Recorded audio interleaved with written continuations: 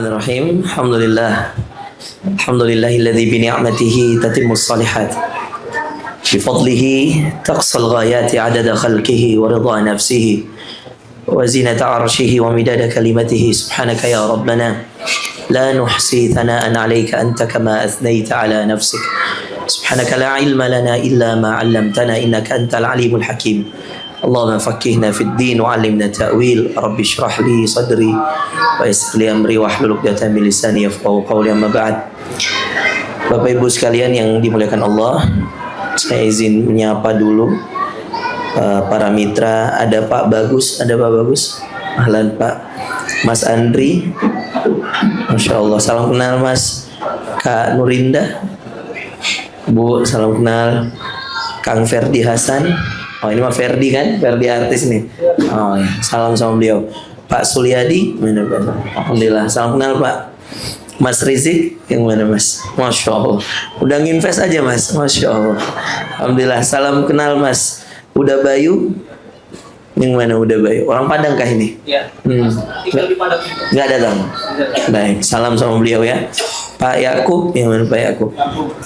Kamu, salam sama titip salam. Uni Elvira. Orang Padang Uni. Mana Padangnya nih? Solo. Oh, alhamdulillah. Di mana? Solo. Kabupaten atau kotanya? Kota Madiang. Masya Allah. Saya udah keliling 12 kabupaten kota Sumatera Barat. Solo, kota wali kota Solo itu murid saya juga, Pak Ramadhani, dulu wakil wali kota. Alhamdulillah. Berasnya bagus sekali Solo itu. Kita ngambil beras dari Solo kan? Salah satunya ya. Yang untuk daerah Sumatera ya. Iya, Masya Allah. Kemudian Kang Boy, yang mana Kang Boy? Ya, Masya Allah Kang. Baik, Bapak Ibu sekalian, bersyuraka itu sama dengan berombongan. Ada satu surah dalam Al-Quran namanya Az-Zumar, Pak. Az-Zumar itu rombongan. Iya. Kita ini masuk satu gerbong, Pak. Hidup itu nggak bisa sendiri. Pasti ada yang kita ikutin. Iya. Kita mau masuk rombongan mana? Maka dalam Quran itu ada dua wasiqah. Wasiqah itu digiring, berombongan Pak. Wasiqal ladzina kafaru, ada orang kafir, ila jahannama zumara. Ada orang-orang kafir dikumpulin dengan teman-temannya, digiring satu kali ke jahanam. Wasiqal ladzina kafaru ila jahannama zumara. Di situ nggak ada yang sama kejahatannya Pak.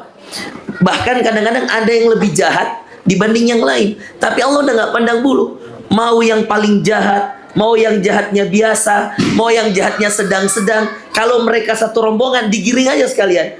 Ini ayatnya Az-Zumar. Wasiqal ladzina kafaru ila jahannama zumara.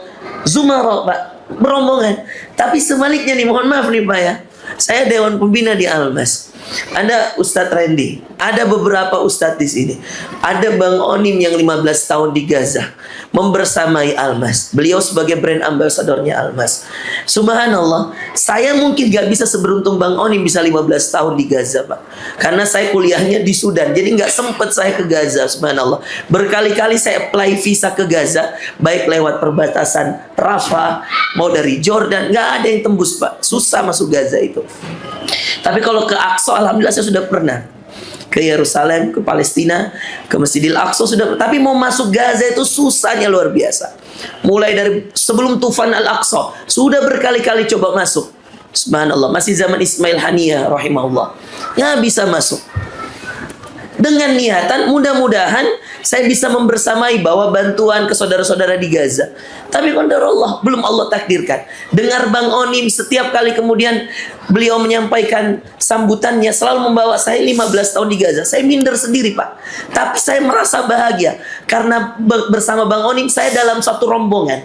Rombongan Almas, rombongan Palestina, rombongan orang yang mau melawan, mohon maaf, gerakan-gerakan orang-orang yang na'udzubillah masih sampai detik ini mendukung gerakan-gerakan foodnya Israel, foodnya Amerika. Jangan salah Pak, senjata itu nggak dibeli gratis Pak. Dan uang-uang receh, menurut kita receh, kalau dikali 200 juta orang yang makan McD, yang makan KFC, itu jadi miliaran US dollar Pak. Iya. Alhamdulillah, Saya sampaikan kabar gembira. Sampai Februari nanti kita Almas akan buka 260 cabang. Dan qadarullah Pak, alhamdulillah di tempat saya di Makassar, saya langsung 8 bikin. Betul Ren ya? 12 Pak di Sulawesi Selatan. Saya gerakkan anak-anak di sana. Yuk invest di Almas. Lihat saya aja. Kalau kamu nggak mau lihat Okta, kalau nggak mau lihat teman-teman Abuya, lihat saya aja. Kalau mau invest. Saya bilang ini bukan hanya sekedar investasi, taruh duit selesai. Oh bukan. Ini membentuk suatu rombongan Pak. Rombongan apa? Rombongan orang-orang yang dukung kemerdekaan saudara kita Palestina. Rombongan orang-orang yang mau di dalam agama kita sesama muslim bersyuraka, bersyarikah, berukhuwah, muamalahnya jalan, ukhuwahnya jalan, transparansi jalan, semua Pak. Di Abuya Group saya monitoring mulai dari hal paling kecil sampai paling besar, termasuk setiap outlet yang mau dibuka Bapak Ibu sekalian, saya minta untuk cari orang yang kita bisa bantu. Itu selalu Pak. Kadang 7 juta, kadang 10 juta, kadang 5 juta kita berikan. Dan saya pribadi ikut menyumbang Bapak Ibu sekalian. Karena saya yakin betul setiap keberkahan itu datang dari amal soleh. Wa kana abuhuma salihah. Seorang yang ditolong oleh Allah dikisahkan dalam Al-Quran, dalam surah Al-Kahfi, ditolong oleh Allah lewat perantara Nabi Khidir. Nabi Musa menjadi saksi. Bayangkan sekelas Nabi Musa cuma jadi saksi Pak. Yang diutus Allah untuk memperbaiki Khidir alaihissalam. Musa disuruh melihat. Lihat aja. Tugas kamu Musa, jangan tanya. Itu saja. Tetapi Musa gak sabar. Maka setiap prosesnya nanya. Maka itulah yang menjadi perpisahan antara Khidir dan Musa. Ketika pertama ada kapal yang dirusak. Lalu ternyata Musa protes. Kenapa kamu rusak? Kata Khidir, wa kana wara'ahum malikun ya'khudhu kulla safinatin qasba. Karena ada raja, kata Khidir di akhir. Iya. Ada raja yang akan mengambil setiap kapal yang bagus. Maka saya rusak sedikit supaya nanti ini kapal nggak diambil dan dia bisa perbaiki. Ada raja zalim saat itu. Ada anak yang kemudian dibunuh. Lalu kemudian Musa protes lagi. Kata Khidir, qala alam aqul laka innaka lan tastati'a ma'iya sabra. Kenapa kamu nggak mau sabar? Bukankah saya sudah bilang kamu nggak bisa sabar bersama saya? Ternyata apa Bapak Ibu sekalian? Anak kecil ini, anak yang punya orang tua soleh. Maka subhanallah, kedua orang tuanya soleh. Maka Allah perintahkan Khidir membunuhnya. Kenapa? Di saat itu Allah sudah memberikan ilmu pada Khidir bahwa anak ini ketika besar dia akan membunuh kedua orang tuanya. Maka dia dibunuh untuk kemudian dipertemukan di surga. Karena anak kecil Pak belum ada dosanya. Maka ketika dia kecil dia dibunuh, maka sudah ditunggu oleh orang tuanya. Begitu cara Allah menjaga kedua orang tua yang soleh. Subhanallah, di akhir Allah bercerita tentang gulamaini yatimaini fil Madinah. Allah cerita tentang dua anak yatim piatu di tengah kota. Rumahnya ammal jidaru fakana li gulamaini yatimaini fil Madinah wa kana tahtahu kanzul lahuma wa kana abuhuma salihah. Ini yang kenapa saya sapa para mitra. Saya ingin memberitahu pada Anda, Almas ini Mbak bisa jadi investasi kita 50 tahun ke depan, 30 tahun ke depan, kita tidak tahu Pak. Tetapi percayalah, semua harta soleh dipegang oleh orang soleh, dipakai di jalan yang soleh, ada amal soleh, maka Allah akan berkahi. Saya kasih satu contoh. Kisah dalam Al-Kahfi. Ini Quran. Mari kita tadabburi. Dua anak yatim di Madinah ini, Pak, di tengah kota, bukan di Madinah kota Madinah, bukan. Tetapi Madinah, gulamaini yatimaini fil Madinah, maksudnya di tengah kota. Ketika kemudian ini mau runtuh, nih ya, bangunan rumah ini mau roboh, Pak. Maka Khidir memperbaikinya. Maka Musa protes. Setelah memperbaiki, Khidir langsung jalan. Musa bilang, kenapa kamu tidak meminta balasan, tidak meminta imbalan kepada anak itu? Padahal kamu sudah bangun rumah dia. Kata Khidir, qala hadza firaqu baini wa bainik. Saunabbi'uka bi ta'wili ma lam tastati' alaihi sabra. Maka hari ini, saat ini adalah tempat kita harus berpisah. Saya akan ceritakan semua. Yang satu, yang dua tadi sudah, kapal dan anak. Lihat bagaimana Allah menyelamatkan harta ayahnya. Ketika kemudian mau roboh, Khidir mengatakan, di bawah tanah yang ada dalam rumah ini ada harta seorang orang tua. orang tua yang soleh, dan hartanya juga harta soleh. Maka ditanamlah harta itu. Dulu tidak ada bank, Mbak. Tidak ada perbankan dulu. Maka orang kalau mau naruh duit, kalau mau naruh uang, atau kalau mau narik alat tukar atau emas, itu naruh di bawah tanah. Maka digalilah, yang tahu itu atas izin Allah, Khidir alaihissalam. Diberitahu bahwa itu ada di dalam situ, dan itu peninggalan ayahnya kepada anak yatim ini. Anak yatim yang masih kecil tidak mengerti di mana orang tua menaruh uang. Anak sekecil ini, anak-anak kecil kita, mana tahu dia rekening kita? Nggak tahu, Pak. Berapa uang kita, berapa investasi kita dalam bentuk harta, dalam bentuk emas. Mereka tidak tahu, Bapak Ibu sekalian. Yang mereka tahu adalah ayah saya ini, ibu saya ini. Berapa uang ayahnya, dia nggak tahu. Berapa, di mana ayahnya taruh uang, di mana ayahnya investasi harta, anak-anak kita nggak tahu. Begitulah kira-kira kisah Quran. Dua anak yatim ini tidak tahu di mana ayahnya meletakkan uang, dan rumahnya mau rubuh. Maka diperbaiki untuk Khidir, diperbaiki oleh Khidir untuk kedua anak yatim itu, agar kalau mereka besar, mereka sudah tahu, oh ternyata kalau orang tua itu naruh uang itu di bawah tanah, gali tanah, titip uangnya di situ. Maka nanti dia ketika besar, dia akan gali sendiri tanahnya.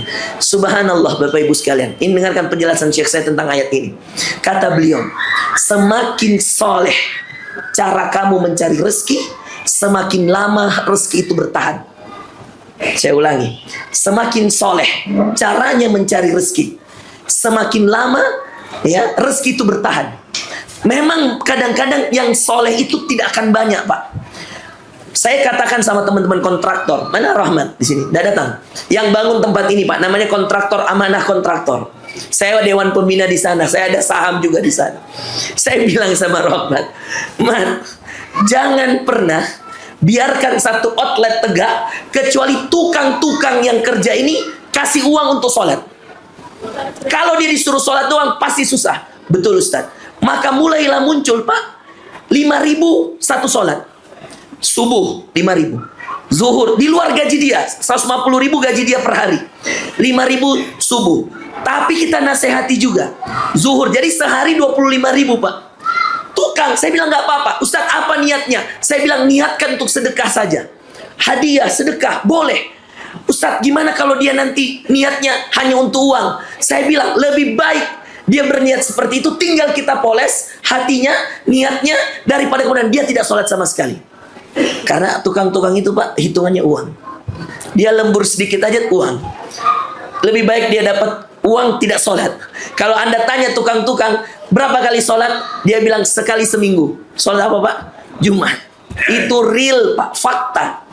Maka saya bilang tadi pagi juga di teman-teman Abu ya, waktu kita tarbiyah tadi pagi dengan mereka, saya katakan sama mereka, lebih baik Anda keluarkan uang lebih, tapi semua tukang sholat, biar tukang-tukang almasni ikut di gerbong kita, namanya gerbong az-zumar untuk orang soleh. Wasiqal ladzina taqaw rabbahum ilal jannati zumara. Karena ingat, sebagaimana ada gerbong orang kafir, ada gerbong orang bertakwa. Wasiqal yang digiring, Pak. Di dalam ini ada Bang Onim, ada saya, ada Ustaz Trendy, ada tukang-tukang, biar semua digiring masuk. Bahkan kalau tukang-tukang itu, na'udzubillah, mohon maaf sekali, Pak, kalau saya harus bilang, mungkin dia sholat karena tanpa ilmu, mungkin hanya ngejar 5.000 satu sholat. Tidak apa-apa, Pak, asal dia masuk rombongan orang sholat. Yang bahaya kalau dia nggak sholat, dia nggak bisa masuk rombongan kita.